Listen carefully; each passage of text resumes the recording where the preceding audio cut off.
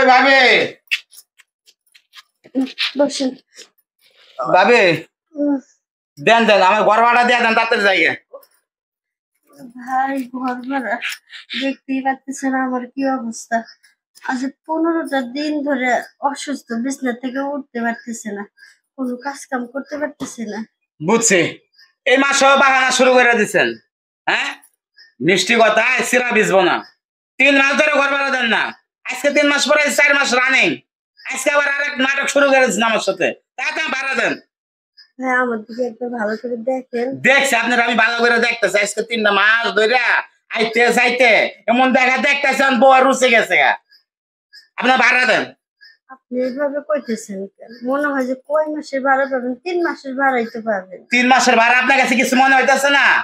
3 মাসের আর কয় টাকায়? আমি সুস্থ হয়ে গেলে তো 2 মাসই সব দিয়ে দেন, আমার ঘর ভাড়া দিয়ে দেন। ভাই, আমি জ্বরে বিছনা থেকে উঠতে পারতেছি না, কোনো কাজ কামও করতে পারতেছি না। আমি এখন আপনার টাকাটা দিতে পারবো না, আমার ঘরে চাউল নেই, আপনার টাকা দিব কোত্থেকে? হ্যাঁ, কথা শুনে তো মনে হয় না জ্বর।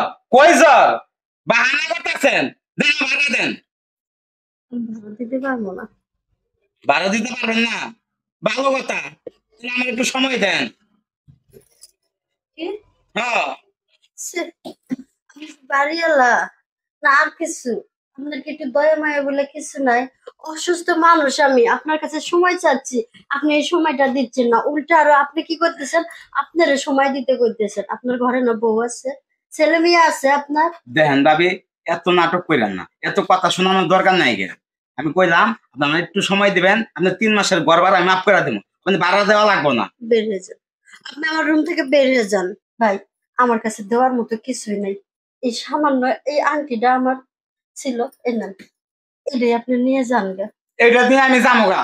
হ্যাঁ, দাদা রাধা বড় শিখান। এটা দিয়ে আপনার 1 মাসের ঘর ভাড়া হইব, আমার আর 2 মাসের ঘর ভাড়া কেটে দিব। 2 মাসের ভাড়া একটু কদিন পরেই নেন। দেখেন, আমি সুন্দর করে কইতাছি, কেউ জানবো না, আশেপাশে তো কেউ নাই, আমি তো এমন কিছু কই নাই, একটু সময় তো চাইছি। দেন ভাবি।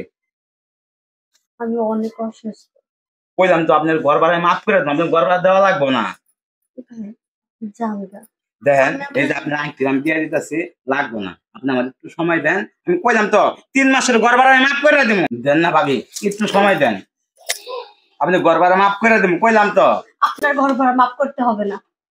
2 দিন পরে যেভাবেই হোক, দরকার পড়লে আমার শরীরের রক্ত বিক্রি করে আপনার ভাড়া আমি শোধ করে দেবো। তারপর আপনার মতো অমানুষের কাছে আমি যাবো না। যান, আপনি চলে হ্যাঁ হ্যাঁ, এখান থেকে। বুঝছে, এত নাটক শোনার লাগবো না। আমি আজকে দিনের মধ্যে যেন ঘর ভাড়া পাই, তা না হলে কিন্তু এই মাল সামনে যা আছে সব বিক্রি করে তারপর আমি ঘর ভাড়া আদায় করবো, বুঝা দিলাম।